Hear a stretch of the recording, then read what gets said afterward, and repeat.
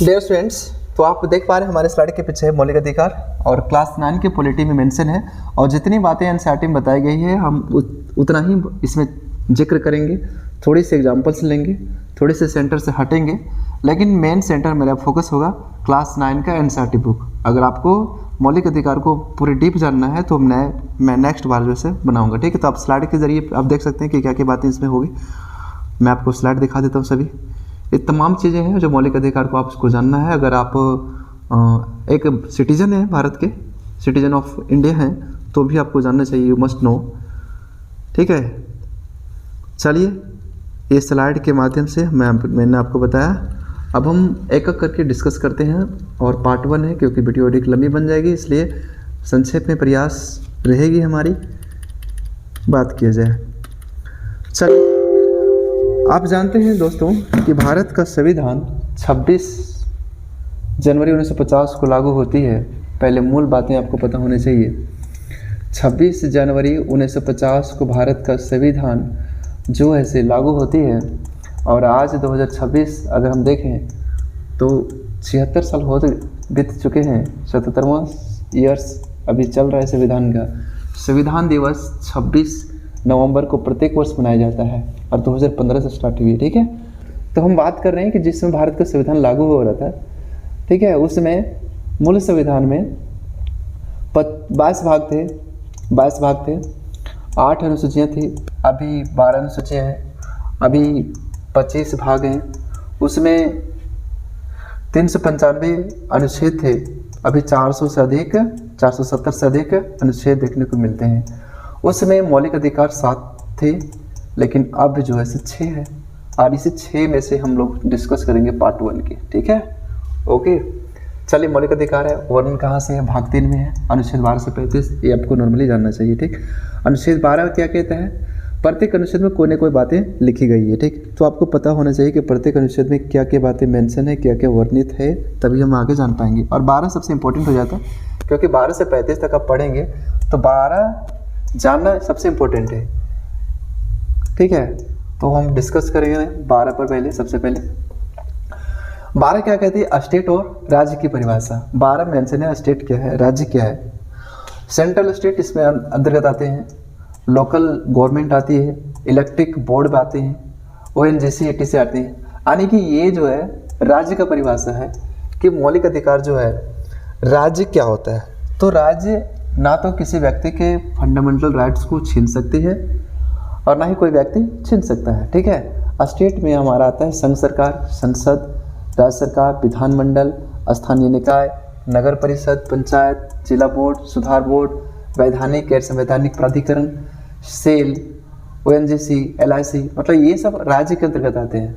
राज्य के स्टेट के डिफिनेशन में आते हैं, गवर्नमेंट के डिफिनेशन में आते हैं। तो यहाँ पर जो है इसके द्वारा मौलिक अधिकार का उल्लंघन नहीं किया जा सकता है, ठीक। अगर ये इनके द्वारा होती है तो हम सीधा कोर्ट जा सकते हैं और कोर्ट में जा करके हम आर्टिकल 226 ग्रांट कर सकते हैं, तो फिर 32 के तहत रीट पिटिशन फाइल कर सकते हैं, ठीक है। आगे हम चर्चा करेंगे।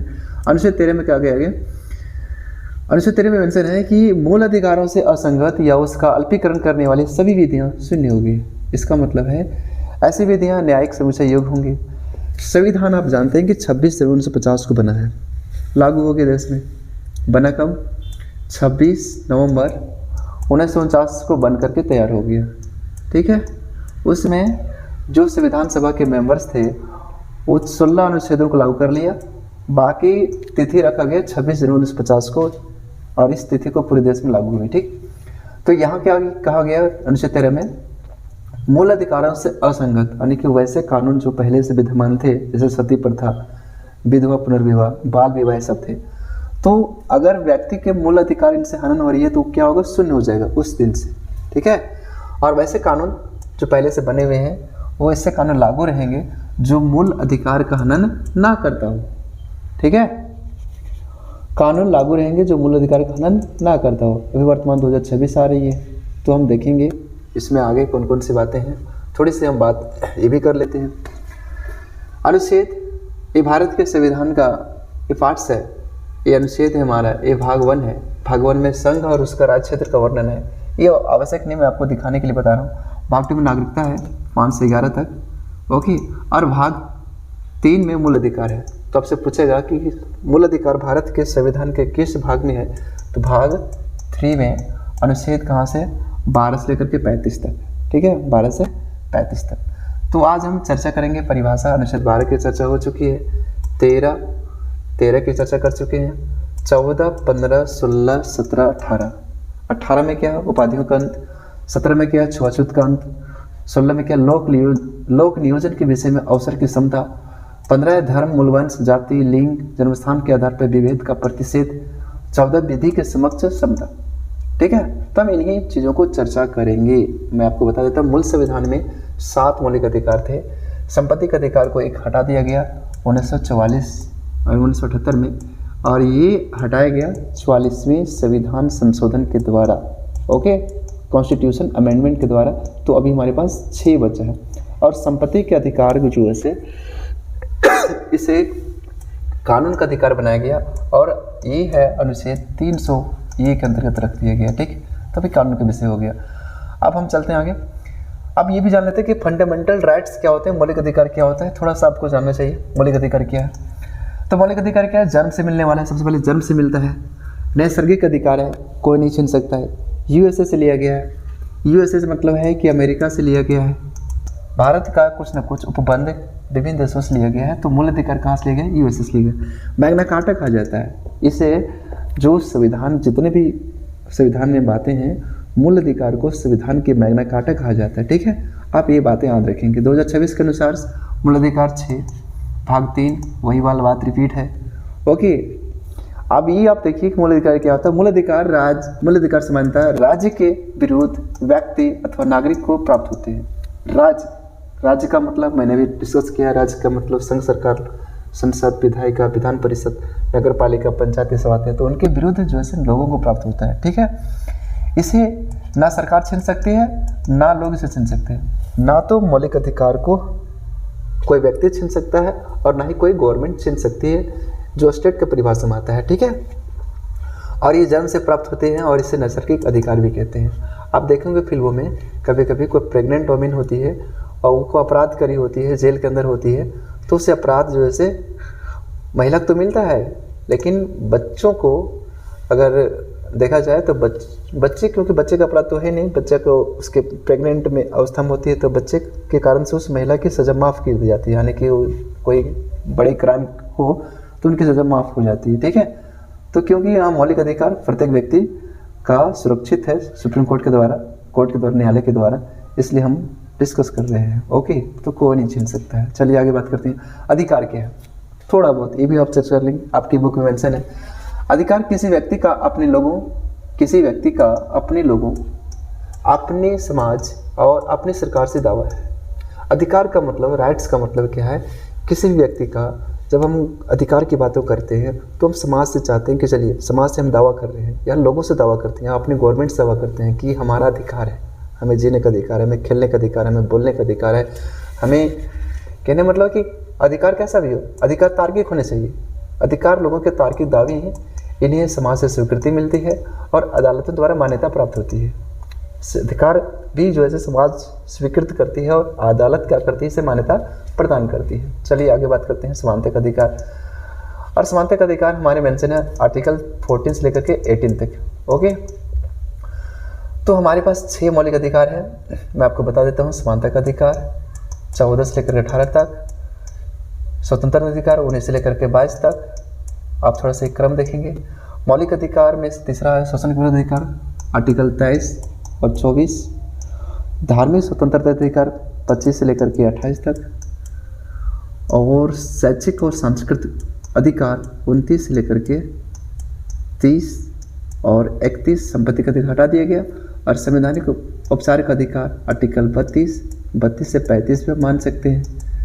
तो हम लोग आज डिस्कस करेंगे समानता का अधिकार आर्टिकल 14 से 18 तक। ठीक है, चलिए अब हम बताते हैं आगे। अनुच्छेद 14 क्या कहता है। अनुच्छेद 14 में मेंशन है, और अपने बुक पर हम ले चलते हैं, आपको बुक में मेंशन है। चलिए बुक के द्वारा हम बात करेंगे। समानता का अधिकार, सबसे पहले आप ये देखें, हमारा संविधान कहता है कि सरकार भारत में किसी व्यक्ति को कानून के सामने समानता या कानून से संरक्षण के मामले में समानता के अधिकार से वंचित नहीं कर सकती। इसका मतलब यह हुआ कि किसी व्यक्ति का दर्जा या पद चाहे जो हो, सब पर कानून समान रूप से लागू होता है। इसे कानून का राज भी कहते हैं। कानून का राज किसी भी लोकतंत्र की बुनियाद है। इसका अर्थ हुआ कि कोई व्यक्ति कानून के ऊपर नहीं है। किसी राजनेता, सरकारी अधिकारी या सामान्य नागरिक में कोई अंतर नहीं किया जा सकता। ठीक, प्रधानमंत्री हो या दूर दराज के गाँव के कोई खेतिहर मजदूर, सब पर एक ही कानून लागू होता है। कोई व्यक्ति वैधानिक रूप से अपने पद या जन्म के आधार पर विशेष अधिकार या खास व्यवहार का दावा नहीं कर सकता है। जैसे कुछ साल पहले देश के एक पूर्व प्रधानमंत्री पर भी धोखाधड़ी का मुकदमा चला था। सारे मामले पर गौर करने के बाद अदालत ने उनको निर्दोष घोषित किया था, लेकिन जब तक मामला चला उन्हें किसी अन्य आम नागरिक की तरह ही अदालत में जाना पड़ा, पक्ष में सबूत देने पड़े, कागजात दाखिल करने पड़े। इस बुनियादी स्थिति को संविधान ने समानता के अधिकार के कुछ निहितार्थों को स्पष्ट करके और साफ किया है। ठीक है, तो हम चर्चा करेंगे। जैसा कि आपने देखा एनसीईआरटी बुक में कितना अच्छा मेंशन है। अगर क्लास 9 में आप पढ़ रहे हैं तो इसे पढ़िए, रीड करिए। यहाँ मेंशन है क्या कि कानून के ऊपर कोई नहीं है। अब हम एग्जाम्पल्स की ओर पढ़ेंगे और एग्जाम्पल्स में हम ले चलते हैं, आपको तुरंत ले चलेंगे। एग्जाम्पल्स में हम आप दिखाते हैं। सबसे पहले हम चर्चा कर लेते हैं समानता का अधिकार में। ये हमारे चारा घोटाला का जो है मामला है, आप देख रहे हैं। ये लालू प्रसाद हैं, चारा घोटाले इन पर लगा था और ये एनसीईआरटी बुक में जो आपको मेंशन है, इसलिए मैंने इस एग्जाम्पल को यहाँ पर दिया है समझने के लिए, समझाने के लिए। ओके, तो चाहे प्रधानमंत्री हो, चाहे कोई मिनिस्टर हो, चाहे कोई बड़ी व्यक्ति हो, कानून सबके लिए बराबर है। ओके, इन पर एक आरोप लगी थी चार घोटाले के लिए और इन पर केस भी थे और जब तक मुकदमा चली थी तब तक इन्हें कोर्ट न्यायालय जाना पड़ा था और अपने पक्ष में सबूत जो है इकट्ठा किए गए थे। कब जेल गए थे? 1997 135 दिन जेल में रहे, 1998 73 दिन जेल में रहे, 2000। बाकी फैक्ट आप पढ़ लेने, खाली एग्जाम्पल के लिए हमने बता रखा है। संविधान क्या कहता है? चाहे पद प्रधानमंत्री का हो चाहे मजदूर का हो, दोनों का पद क्या है? बराबर है, कोई भेदभाव नहीं हो सकता। ये समानता का अधिकार मेंशन करती है। नेक्स्ट आप देख पाएंगे यहाँ पर एक पिक्चर है जिसमें से एक लड़के का है। ठीक है, ये इंद्र मेघवाल की 2022 की घटना है और इनकी जो है मौत हो जाती है। और मौत होने का वजह क्या है? मौत होने का वजह है कि ये एक दलित समाज से होता है और इन्होंने घड़े से पानी पी रखा होता है। शिक्षक की पिटाई कारण इनकी मौत हो जाती है। ठीक, एग्जाम्पल्स और हम ले आए हैं। राहुल गांधी पर केस होती है और इसलिए केस होती है क्योंकि इन्होंने मोदी के बारे में कुछ बोला। तो ऐसा नहीं कि राजनेता पर केस नहीं होते हैं। अल्लू अर्जुन है, राजनेता है, ठीक, हीरो हैं, इन पर भी जो है केस हुई और केस होने का वही संदेह थिएटर में इनके घर भगदड़ मची और एक 35 साल के कौमेन और एक 8 साल के उसके बच्चे की मौत हो गई। तो BNS धारा 105 के तहत जैसे मर्डर का केस इन पर चली थी। तो ये समझाने के लिए मैंने एक दे रखा है। सूरत की अदालत के द्वारा जो है राहुल गांधी पर, ठीक है, केस किया गया था, दोषी ठहराया गया था और 2 साल की सज़ा सुनाई गई थी। मनीष कश्यप आप देख रहे हैं, इन पर भी केस हुई थी और ये यूट्यूबर हैं तो इन्होंने जो है तमिलनाडु वाले कुछ वीडियो के कारण से जो बिहारी प्रवासियों से कनेक्टेड थी और जिसमें बताया जा रहा था कि उस बिहारियों को जो है मारा जा रहा है, इन पर केस हुई थी। तो चाहे जो भी हो, अब ये प्रोफेसर है दिल्ली अशोका यूनिवर्सिटी का, इन पर भी केस हुआ और मैं बताऊंगा ऑपरेशन सिंदूर के दौरान इनका बयान। चलिए, ये शर्मिष्ठा एग्जाम्पल के लिए जो है मैंने दे रखा है समझने के लिए। ठीक है, तो हम वापस आते हैं, आर्टिकल 14 की बात करेंगे। तो आर्टिकल 14 में मेंशन है कानून के समक्ष समानता, इक्वलिटी बिफोर लॉ, EBL आप शॉर्ट में कह सकते हैं। और ये जो धारणा लिया गया ब्रिटेन से लिया गया, UK से लिया गया है। ठीक है, आप एक एक चीज़ को देखेंगे ध्यान से तो बहुत अच्छे समझ पाएंगे, आप समझिए कि ये हमारा जो है ये UK से लिया गया है। UK मतलब ब्रिटेन। अब ब्रिटेन आप जानते हैं मैप में कहाँ है, अंग्रेज इसे कहेंगे। और 20% फॉलो इसी को किया जाता है हमारे देश में। 20% जो फॉलो हम कहते हैं कानून में, संविधान का अगर तहत मानेंगे तो 20% फॉलो इसको किया जाता है। ठीक, कानून के समान संरक्षण कानून के समान संरक्षण की अगर बात करें तो ये 80% फॉलो होता है। Equal protection of law USA से लिया गया है।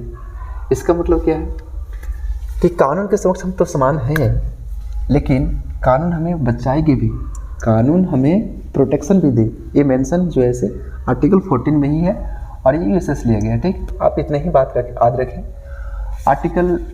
एक आर्टिकल यहाँ पर मेंशन है, राष्ट्रपति और राज्यपाल की क्षमादान की शक्ति। तो प्रेसिडेंट जो होते हैं देश के वो 72 आर्टिकल के तहत, और गवर्नर या राज्यपाल जो होते हैं 162 आर्टिकल के तहत किसी व्यक्ति के दोष को क्षमा कर सकते हैं, यानी कि मृत्यु दंड को भी माफ़ कर सकते हैं। ठीक है, तो ये जो है से कहाँ article 72, power of president to grant pardons etc and to suspend, remand and commute sentences in certain cases। Okay, ये प्राप्त है। चलिए कुछ और बात करेंगे हम आगे चल करके। अब हम आगे एग्जाम्पल तो हमने बता रखा है, इस पर हम वापस आएंगे, लेकिन आगे हम लोग पहले मेंशन कर लेते हैं। अगली टॉपिक जो हमारा है वो टॉपिक होती है स्टार्ट अनुच्छेद 15 से। अनुच्छेद 15 में मेंशन है कि सरकार इनमें से किसी भी आधार पर भेद नहीं कर सकती है, चाहे वो धर्म हो, चाहे वो जाति हो, चाहे वो वंश हो, चाहे वो लिंग हो, चाहे वो जन्म स्थान हो। सरकार जो है धर्म के नाम पर कि आप हिंदू हैं, आप मुस्लिम हैं, भेदभाव नहीं कर सकती है। जाति के आधार पर कि आप इस कास्ट से हैं, राणा से हैं, यादव से हैं, पंडित से हैं, ब्राह्मण से हैं, तो ऐसा है, तो कोई विभेद नहीं कर सकती। वंश कि चलिए आप किस वंश से हैं, किस खानदान से, किस आपके पूर्वजों से, वंशजों से भी कोई भेदभाव नहीं किया जा सकता है। लिंग से, चाहे लड़का हो, लड़की हो, पुरुष हो, महिला हो, भेदभाव नहीं हो सकता है। जन्म स्थान, आपका जन्म चाहे बिहार में हुआ हो, चाहे असम में हुआ हो, चाहे केरल में हुआ हो, देश के किसी भी कोने में आपका जन्म हुआ है, तो जन्म स्थान पर कोई विभेद नहीं किया जा सकता है। ठीक है, अब थोड़ा सा हम एक बात करेंगे, इसमें दो तरह का डिस्क्रिमिनेशन है। एक है पॉजिटिव, जिसे बोलते हैं सकारात्मक विभेद, ठीक है, सकारात्मक भेदभाव, और एक है नेगेटिव। बस में आप देखते होंगे कि महिलाओं के लिए आगे में सीट दी जाती है, तो ये भेदभाव नहीं है। महिलाओं को जो है आगे बैठा दिया जाता है और पुरुषों को कहा जाता है कि आप पीछे वाले सीट में यहाँ पर बैठ जाएं, तो ये भेदभाव नहीं है। भेदभाव तो है लेकिन पॉजिटिव, यानी कि सकारात्मक, क्योंकि ये मान करके कि महिलाओं की जो बॉडी ऑफ स्ट्रक्चर है, उनकी जो स्ट्रक्चर बॉडी की होती है, वो पुरुषों के मामले में थोड़ी अधिक स्ट्रॉन्ग नहीं होती है, इसलिए उनको बैठने के लिए आगे जगह दी जाती है। चलिए, और यहाँ पर एग्जाम में देखेंगे कि एग्ज़ाम में कोई विकलांग होते हैं, ठीक है, तो उन्हें एग्ज़ाम में अधिक समय मिलता है। अगर नॉर्मल समय को 3 घंटा मिल रहा है, तो इन्हें 3 से लेकर के 3.5 घंटा, यानी कि 30 मिनट एक्स्ट्रा दिया जाता है। ओके, तो यहाँ पर भेदभाव नहीं हो रहा है। आप यहाँ पर आप नहीं कह सकते कि हमारे साथ भी ऐसा होना चाहिए बराबर समय, इसको 3.5 घंटे मिल रहे तो हमें भी 3.5 घंटे मिलेगा। ठीक है, ऐसा नहीं किया जा सकता। इस संविधान में और स्पष्ट तरीके से लिखा गया है, आर्टिकल 15 में लिखा गया। अब आपको बुक पर ले आते हैं वापस। इसमें लिखा गया है कि सरकार किसी से भी उसके धर्म, जाति, समुदाय, लिंग, जन्मस्थान के आधार पर भेदभाव नहीं कर सकती। दुकान, होटल, सिनेमाघर जैसे सार्वजनिक स्थान में किसी के प्रवेश को रोका नहीं जा सकता। इसी प्रकार सार्वजनिकों में तालाब, स्नान घाट, सड़क, खेत के मैदान, सार्वजनिक भवन के इस्तेमाल से किसी को वंचित नहीं किया जा सकता है। ये चीज़ें ऊपर से बहुत सरल लगती है, लेकिन प्रजाति व्यवस्था वाले हमारे समाज में कुछ समुदायों को, लोगों को सार्वजनिक सुविधाओं से इस्तेमाल करने से रोका जाता है। ठीक है, अब हम वापस आते हैं अपने PDF पर, और PDF के जरिए हम समझाने की कोशिश करेंगे। हमने क्या बताया? दुकान, होटल, सिनेमाघर, सार्वजनिक स्थल, सार्वजनिकों में तालाब, स्नान घाट, सड़क, खेल के मैदान, सार्वजनिक भेद, सार्वजनिक स्थान, मतलब इन सब चीज़ों पर जो है भेदभाव नहीं कर सकते हम किसी व्यक्ति से, चाहे वो किसी भी लिंग से हो, वंश से हो, जाति से हो, चाहे उसका जन्म स्थान कहीं भी हो, बर्थ प्लेस कहीं भी हो, भेदभाव नहीं कर सकते। अगर ऐसा आप करते हैं और कोई व्यक्ति करता है तो उनके द्वारा इस व्यवहार को चैलेंज किया जा सकता है। कहाँ पर? कोर्ट में। ओके, चलिए, जैसे कि आप देखते हैं होटल में कि चलिए एग्जाम्पल हम समझाते हैं कि ये आप हैं, मान लीजिए कि आप हैं और ये आपके परिचित 2 लोग हैं, ठीक है, और अचानक आप होटल में खाने के लिए बैठे हैं और आपके दोस्त, एक नया दोस्त आता है और वो कहता है इनसे कि इन्हें खाने मत दीजिए क्योंकि ये निचली जाति से आता है, और आपके कहने पर ये ऐसा करते हैं। मान लीजिए होटल के स्टाफ या उसके मालिक इन्हें निकाल देते हैं, तो उनकी इस व्यवहार को चैलेंज किया सकता है। विद्यालय में भेदभाव हम नहीं कर सकते क्योंकि ये राज्य के अंतर्गत आता है। ओके, सार्वजनिक स्थान है, इसलिए समझाने के लिए हमने ये यूज कर रखा है। आर्टिकल 16 की बात करते हैं हम लोग। वापस हम अपने बुक पर आते हैं, क्लास 9 वाले। सरकारी नौकरी की बात आती है, जो गवर्नमेंट जो जॉब्स होते हैं वहाँ भी ये सिद्धांत लागू होती है। सरकार में किसी पद पर नियुक्ति या रोजगार के मामले में सभी नागरिकों के लिए अवसर की समानता है, यानी कि नौकरी के लिए हम सभी अप्लाई कर सकते हैं। जितने भी देशवासी हैं, सिटीजन्स हैं, चाहे वो किसी भी कास्ट से आता हो, लिंग से आता हो, सब लोग अप्लाई कर सकते हैं। यहाँ पर सबको अवसर मिलेगा, अपॉर्चुनिटी मिलेगा। उपरोक्त आधारों पर किसी भी नागरिकों को रोजगार के अयोग्य नहीं करार दिया जा सकता है या उनके साथ भेदभाव नहीं किया जा सकता है। ठीक है, तो हमने क्या पढ़ा पिछले अध्याय में? आपने पढ़ा कि भारत सरकार ने नौकरियों में अनुसूचित जाति, अनुसूचित जनजाति और अन्य पिछड़ा जातियों के लिए आरक्षण की व्यवस्था की है। तो ये आरक्षण जो है भेदभाव की श्रेणी में नहीं आता है। अनेक सरकारें विभिन्न योजनाओं के तहत कुछ नौकरियों में स्त्री, गरीब, सार्वजनिक रूप से विकलांग लोगों को प्राथमिकता देती है। आप सोच सकते हैं कि आरक्षण किस तरह की व्यवस्था समानता के अधिकार के खिलाफ है, पर असल में ऐसा नहीं है। समानता का मतलब हर किसी से उसकी ज़रूरत का ख्याल रखते हुए समान व्यवहार करना। समानता का मतलब है हर आदमी को उसकी क्षमता के अनुसार काम करने का समान अवसर उपलब्ध कराना है। यानी समानता का मतलब है, अगर मान लेते हैं एक साइंटिस्ट का भी वेतन बराबर कर दिया जाए, एक लेबर का वेतन बराबर कर देते तो गलत है। तो समानता का मतलब क्या है कि आदमी को उसकी क्षमता के अनुसार काम करने का अवसर प्रदान करना। ठीक है, चलिए आरक्षण की बात करते हैं।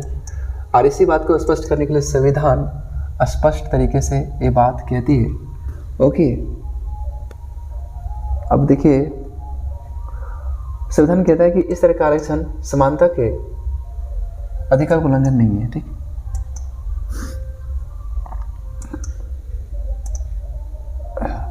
आर्टिकल 16 की बात करेंगे। आर्टिकल 16 में है मेंशन लोक नियोजन की समानता, इक्वलिटी ऑफ अपॉर्चुनिटी। सरकारी नौकरी में जो है हम समान है, समान रूप से हम अप्लाई कर सकते हैं। अब हम बात करते हैं कुछ और।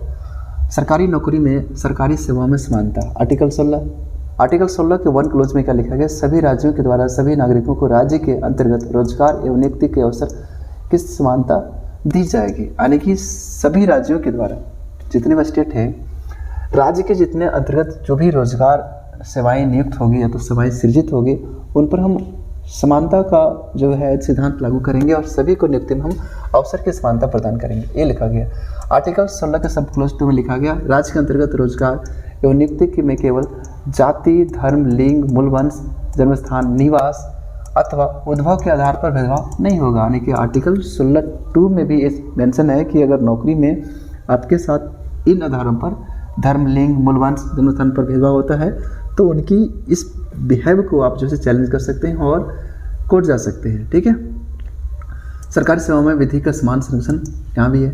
आर्टिकल 16(3) में लिखा गया, राज्य के अंतर्गत नियुक्ति एवं रोजगार से राज्य सरकार एवं देश केंद्र शासित क्षेत्र में अंतर्गत निवास के आधार पर स्थानीय लोगों को प्राथमिकता दी जाएगी, परंतु इसके लिए विधि का निर्माण संसद के द्वारा होगा। आर्टिकल 16 के 4 में लिखा गया है कि नागरिकों के किन्हीं पिछड़े वर्गों को राज्य के अंतर्गत रोजगार एवं नियुक्ति में आरक्षण प्रदान किया जाएगा। यानी कि आरक्षण की बात यहाँ पर मेंशन है आर्टिकल 16 सब क्लोज 4 में। ठीक है, तो रोजगार और नियुक्ति में आरक्षण की व्यवस्था यहाँ पर मेंशन है और इन वर्गों को जो है से आरक्षण मिलता है। कौन कौन से वर्गों को अब थोड़ा सा हम बात करेंगे। नागरिकों के लिए पिछड़े वर्ग का अभिप्राय क्या है? पिछड़े वर्ग का मतलब क्या है? तो संविधान ने नागरिकों के पिछड़े वर्ग को परिभाषित नहीं किया गया। संविधान में नागरिकों के पिछड़े वर्ग को परिभाषित नहीं किया गया, लेकिन 1979 में गठित बीपी मंडल, जिसका पूरा नाम है बिंदेश्वरी प्रसाद मंडल आयोग, ने इस बात को कहा था कि भारत में जो पिछड़ी जाति के लोग हैं वही पिछड़ी वर्ग के लोग हैं। मतलब एक स्टेटमेंट दिया था इस मंडल ने, कमीशन ने, बीपी कमीशन कहेंगे, कि भारत में जो पिछड़ी जाति के लोग हैं वही पिछड़े वर्ग के लोग हैं। सरकार निर्णय आई, अनुसूचित जातियों व जनजातियों के लिए स्वतंत्रता के बाद से ही सरकारी सेवा में आरक्षण प्रदान कर दिया गया, किंतु संघ सरकार की सेवाओं में पिछड़ी जाति के लिए पहली बार बीपी सिंह सरकार 1990 में आरक्षण प्रदान किया।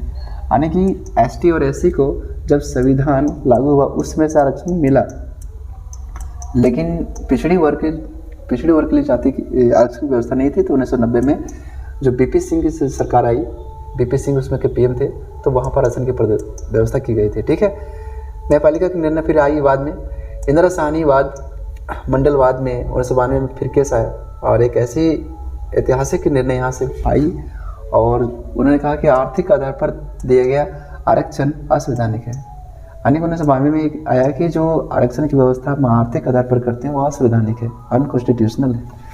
उच्चतम न्यायालय यह माना है कि भारतीय समाज में पिछड़ापन मूलतः सामाजिक है और न्यायपालिका ने पिछड़ी जातियों को दिए गए 27% आरक्षण को संवैधानिक माना। फिर बाद में क्या हुआ कि जो 27% ओबीसी को यानी कि पिछड़ी जातियों को मिला आरक्षण वो संवैधानिक माना, यानी कि जो आरक्षण की बात कही गई थी वो ठीक माना गया था। अब हम बात करेंगे आर्टिकल 17 की। आर्टिकल 17 के इसमें मेंशन है अस्पृश्यता का अंत। इसका मतलब है प्रोहिबिशन ऑफ डिस्क्रिमिनेशन, यानी कि हम छुआछूत नहीं कर सकते हैं। अब भारत के संविधान लागू हो जाने के बाद हम किसी व्यक्ति के साथ छुआछूत नहीं कर सकते। और इसका क्या मतलब है, एनसीईआरटी अगर आप देखेंगे तो क्या उसमें लिखा गया, सामाजिक जीवन पर भी इसे लागू होता है ये। ठीक, संविधान सामाजिक भेदभाव के एक बहुत ही प्रबल रूप छुआछूत का जिक्र करता है और सरकार को निर्देश देता है कि वह इसे समाप्त करे।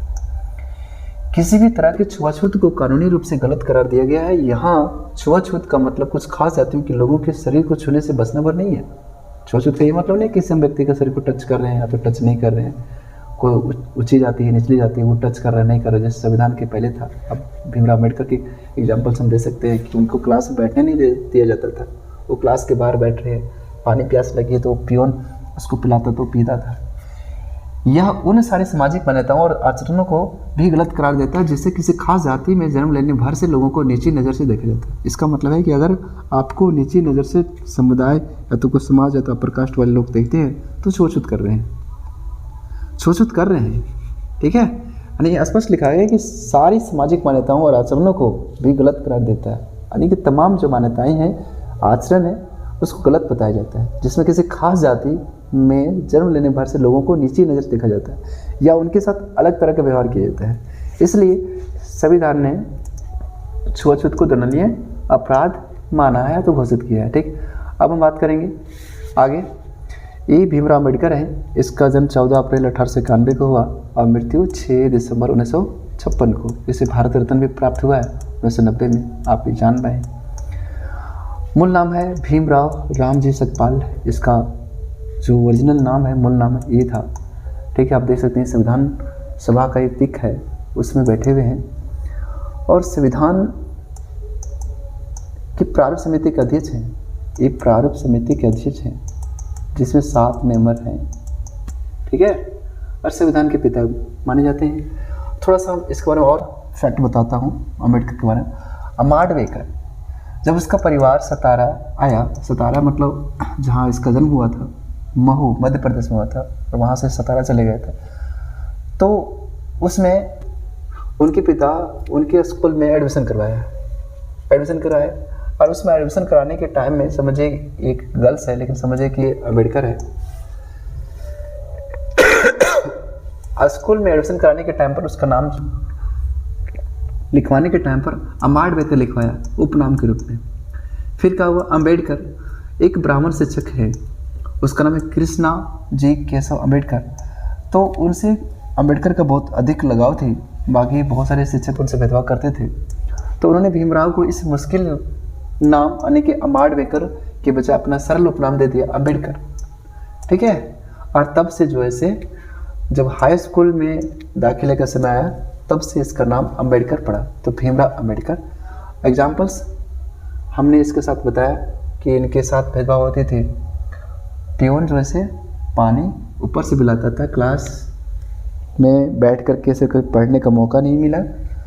और ये वो शख्सियत हैं जिनको भारत रत्न प्राप्त हुआ, मनुस्मृति जलाया और दलितों के लिए बहुत कुछ कार्य के, दलितों के मसीहा हैं, ओबीसी के मसीहा हैं और ये केवल दलित और ओबीसी के नहीं, ये पूरे भारतीयों के मसीहा हैं। इनके तस्वीर पूरे विदेशों में देखे जाते हैं। ठीक है, APJ अब्दुल कलाम, इसके बारे में मैं बताना चाहूँगा कि इनके साथ भेदभाव होते थे, क्योंकि ये धर्म से एक मुस्लिम है। और एक भेदभाव को हम जिक्र करेंगे कि जब एक स्कूल पढ़ रहे होते हैं और इसके साथ में एक इनका दोस्त जो ब्राह्मण रहता है बगल में बैठा होता है, और ये मान लीजिए APJ अब्दुल कलाम है, तो उनके जो क्लास टीचर, नए क्लास टीचर आते हैं, तो ये कहते हैं कि ये जो मुस्लिम लड़के हैं इनके साथ जैसे तुम क्यों बैठे हो, यानी कि जो ब्राह्मण स्टूडेंट रहता है तो उनको ये कहते हैं कि तुम इसके साथ क्यों बैठे हो। और इस घटने के बाद में क्या होता है कि जो APJ अब्दुल कलाम है उसको पीछे बैठा दिया जाता है, और इस घटने के बाद में ये ब्राह्मण दोस्त जो उसका दोस्त था वो रोने लगता है। इस घटना की बात प्रिंसिपल के पास पहुंचती है तो प्रिंसिपल डांट लगाते हैं। ठीक है, तो इस प्रकार का भेदभाव था जो अब नहीं है। और इनके एक शिक्षक थे, साइंस टीचर थे, तो इनसे विशेष लगाव रखते थे। एक बार उनको अपने घर में न्योता दिए थे खाने के लिए। जब ये APJ अब्दुल कलाम और वे शिक्षक घर जब पहुँचे हैं तो उनकी जो शिक्षक की वाइफ थी तो इनसे नफरत करते थे। नफरत इसलिए कि ये मुस्लिम कम्युनिटी से है और इनको अपने हम थाली में कैसे खिलाएंगे। तो उसके शिक्षक ने उसकी मानसिकता चेंज करने के लिए क्या किया कि खुद से खाना बना करके एक ही थाली में लेकर के साथ खिलाए। अगली बार से उनके जो वाइफ है वो भी जो ऐसे साथ में खिलाए। तो एक भेदभाव जैसे होता है समाज में पहले व्याप्त है, अभी हट गया है। ये महात्मा गांधी का पिक्चर है, ये उस दिन का पिक्चर है जिसमें गांधी को फेंक दिया गया था। 1893 में गांधी को साउथ अफ्रीका में ट्रेन से फेंका गया था, जिसमें बोला गया था कि तुम काले चमड़ी वाले इंडियंस, तुम रंगीन चमड़ी वाले, तुम यहाँ बैठ नहीं सकते हो इस जगह पर, ये गोरों की सीट है। और इसे फेंका गया। रात भर, क्योंकि वो वकील थे, रात भर उस ट्रेन पर बैठे रहे और सोचते रहे। अगली बार फिर उसे ट्रेन से गए और लड़ने का संकल्प लिया और छुआछूत से लड़ा। और जिस छुआछूत समाज से इतने संघर्ष किया महात्मा गांधी भारत में 1915 में पहुँचते हैं। और 1915 से देखा जाए 1948 उनकी मृत्यु तक के काम को हम देखें तो जो छुआछूती समाज था उनको हटाने के लिए अथक प्रयास किए और राष्ट्रीय जो आंदोलन चल रहे थे उनको एक अलग रूपरेखा दिए और तमाम अहिंसात्मक तरीके से सत्याग्रह तरीके से जैसे आज़ादी के जितने भी उसमें नेता थे लोग, तमाम लोग एकजुट और संगठन करके भारत को आज़ाद कराने में महत्वपूर्ण भूमिका निभाई। इसलिए अब गांधी के बारे में जानेंगे। 1869 में जन्म हुआ, 1950 में ये रोम लिखा गया है, 1948 आप इसे मानिए 30 जनवरी। ठीक है, ये उनकी वाइफ है कस्तूरबा गांधी। 1944 में इसकी डेथ हो गई थी। आपको दिखाने के लिए किताब है मैंने गांधी का वध क्यों किया, नाथुराम गोडसे। अगर आप पढ़ना चाहते हैं तो पढ़िएगा। गांधी वध क्यों, नाथुराम गोडसे ने लिखा है, नाथुराम गोडसे ने इसकी हत्या किया है। ठीक है, ये नाथुराम गोडसे है जिसका पूरा नाम नाथुराम विनायक गोडसे। 19 मई 1910 को इसका जन्म हुआ था और 15 नवंबर 1949 को इनकी मृत्यु। तो एक हिंदू नेशनलिस्ट हैं, पॉलिटिकल एक्टिविस्ट हैं, हु असैसिनेटेड महात्मा गांधी, जो महात्मा गांधी की हत्या किया था। ठीक, अब छुआछूत के बारे में बताता हूँ। छुआछूत के बारे में संविधान के मेंशन नहीं है। भारतीय संविधान में आर्टिकल 17 का व्यवहार में क्रियान्वित करने के लिए 1955 में संसद के द्वारा विधि का निर्माण किया गया जिसे छुआछूत प्रतिषेध अधिनियम के रूप में जाना गया, जिसका नाम 1976 में बदलकर सिविल अधिकार संरक्षण अधिनियम कर दिया गया। यानी कि सबसे पहले एक नियम बनाया गया, संविधान में मेंशन नहीं थी, छुआछूत प्रतिषेध अधिनियम। छुआछूत तो संविधान में लिखा हुआ था, लेकिन छुआछूत का मतलब क्या है और छुआछूत का आधार क्या है, बाकी हम कैसे जानेंगे छुआछूत जो है इस प्रकार से हो सकती है। तो उनके लिए एक अधिनियम बनाया, अधिनियम 1955 में आई और इसका नाम जो है बाद में चेंज हुई और नाम चेंज करके कर दिया गया सिविल अधिकार संरक्षण अधिनियम 1976। ठीक है, तो छुआछूत के इसमें अभिप्राय जो है समझाया गया कि ना तो संविधान में और ना ही संसदीय अधिनियम में छुआछूत को परिभाषित किया गया है, परंतु 1976 के संसदीय अधिनियम में निम्नलिखित कार्यों को छुआछूत का पर्याय माना गया है। यानी किसी को जाति सूचक शब्द द्वारा अपमान करना। अगर हम किसी व्यक्ति को जाति सूचक शब्दों का इस्तेमाल करते हुए उसे अपमानित करते हैं, उनके साथ गलत आचरण करते हैं, बिहेव करते हैं, तो ये छुआछूत में आएगा। जाति के आधार पर सार्वजनिक स्थानों में प्रवेश से रोकना। अगर हम किसी को जाति के आधार पर हम किसी सार्वजनिक स्थान पर, वही सिनेमाघर, होटल्स या फिर स्कूल्स, विद्यालय, खेल के मैदान, सार्वजनिक कुएं, तालाब, इन जगहों पर अगर रोकते हैं तो ये छुआछूत में आएगा। जाति के आधार पर किसी को सामाजिक सेवा वितरित करने से इनकार करना, यानी कि अगर कोई सामाजिक सेवा है, अगर समाज में वितरण करना है, सामाजिक सेवा में अगर किसी को जुड़ना भी है, अगर वहाँ भी भेदभाव करते हैं तो हम इसे छुआछूत का ही अभिप्राय मान सकते हैं। अब बात आती है अनुच्छेद 18 की, आर्टिकल 18। आर्टिकल 18 में क्या आ गया है? उपाधियों का अंत, यानी टाइटल्स।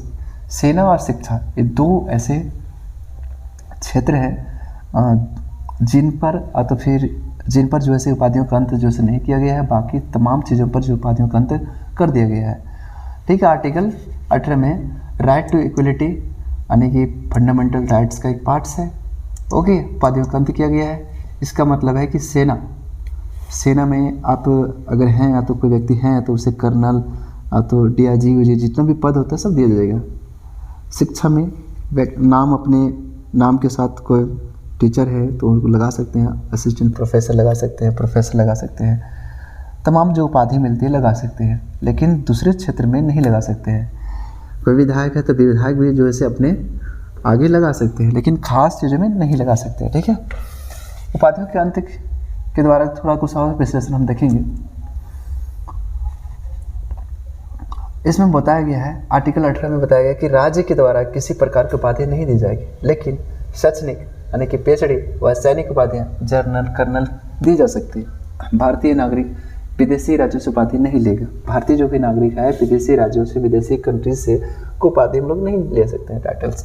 कोई व्यक्ति जो भारतीय नागरिक नहीं है परंतु वह भारत के राज्य के अंतर्गत किसी लाभ के पद पर है अथवा ट्रस्ट में कार्य कर रहे हैं तो राष्ट्रपति की अनुमति के बिना उपाधि नहीं ले सकता। यानी कि कोई ऐसा व्यक्ति जो भारतीय नागरिक नहीं है, यानी कि विदेश का है और भारत में रहता है, भारत में लिव कर रहा हो, और यहाँ पर उसको कोई ट्रस्ट के द्वारा तो उसी पर किसी के माध्यम से उसको उपाधि दी जा रही है तो राष्ट्रपति की अनुमति के बिना उपाधि नहीं ले जा सकता है। ठीक है, कोई व्यक्ति जो भारतीय राज्य के अंतर्गत लाभ के पद पर है, यानी कि भारत राज्य के अंदर कोई भी लाभ के पद पर है अथवा ट्रस्ट में काम कर रहा हो, किसी दूसरी कंट्री से कोई उपाधि हम नहीं ले सकते हैं। ये बात मेंशन 18 में। ठीक, इनसे संबंधित कुछ विवाद हैं। 1955 में संघ सरकार के द्वारा भारत रत्न, पद्म विभूषण, पद्मश्री जैसे अनेक पुरस्कार शुरू किए गए, जिससे आलोचकों ने समानता के सिद्धांत के विरुद्ध माना।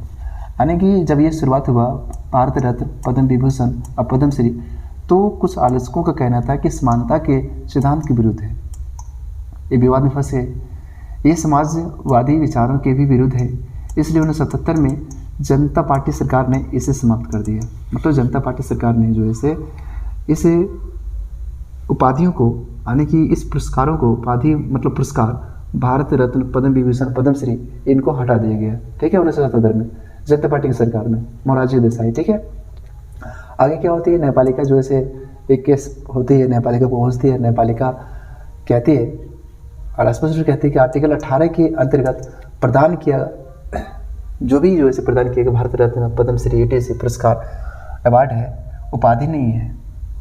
उच्चतम न्यायालय मानती है कि इसके अंतर्गत जो भी प्रदान की जाती है वो अवार्ड है, पुरस्कार है, उपाधि नहीं है जिसे दिया जा सकता है, और पुरस्कार के द्वारा व्यक्ति के विशिष्ट यानी कि प्रतिभा को सम्मानित किया जाता है, जैसे समानता के विरुद्ध कहना उचित नहीं है। उच्चतम न्यायालय ने यह भी कहा कि इन पुरस्कारों का प्रयोग व्यक्ति के नाम के साथ प्रयोग नहीं होना चाहिए। यानी अगर कोई व्यक्ति भारत रत्न प्राप्त है, जैसे अम्बेडकर, तो वो ये नहीं लिख सकता है कि भारत रत्न अपने नाम के आगे नहीं लिख सकता है कि भारत रत्न विजेता तो प्राप्त करता, ये लिख करके अपना नाम नहीं लिख सकता है, क्योंकि समानता का सिद्धांत का उल्लंघन है। कहाँ से? ठीक, इनके कार्यों को अदालत में चुनौती दिया जा सकता है जब इसके द्वारा मौलिक अधिकार उल्लंघन होता है। चलिए, अब कुछ क्वेश्चंस है, एक दो क्वेश्चंस है। मूल संविधान में कुल कितने अधिकार थे? आप जाने, मूल संविधान में हमारे पास 7 अधिकार थे, अभी 6 है। एक संपत्ति का अधिकार जो है 1978 में हटा दिया गया। ठीक है, 44वां कॉन्स्टिट्यूशन अमेंडमेंट के द्वारा, आप इसे थोड़ा ध्यान रखेंगे। चलिए, संपत्ति के अधिकार को हटाया गया, अभी मैंने बताया 1978 को पढ़ लेंगे। संपत्ति का अधिकार 31A, B, C में मेंशन है, ठीक है, राइट टू प्रॉपर्टी। मूल अधिकार किस देश से लिया गया है? यूएसए से लिया गया है, ठीक है। मूल अधिकार कहाँ से लिया गया है? England, France, Canada, Australia. इनमें 4 के 4 ऑप्शन है, गलत है, यहाँ से नहीं लिया गया है, USA से लिया गया है, ठीक है। मूल अधिकार संविधान के किस भाग में वर्णन है? 3 अनुच्छेद 12 से 35। तो ये पार्ट 1 की जो है पीढ़ी समाप्त होती है। एक और क्वेश्चन है, मूल अधिकार किस अनुच्छेद में? वही 12 से 35 है, आप देख लेंगे, ठीक है। बाकी नेक्स्ट जो सब देखेंगे पार्ट 2। धन्यवाद।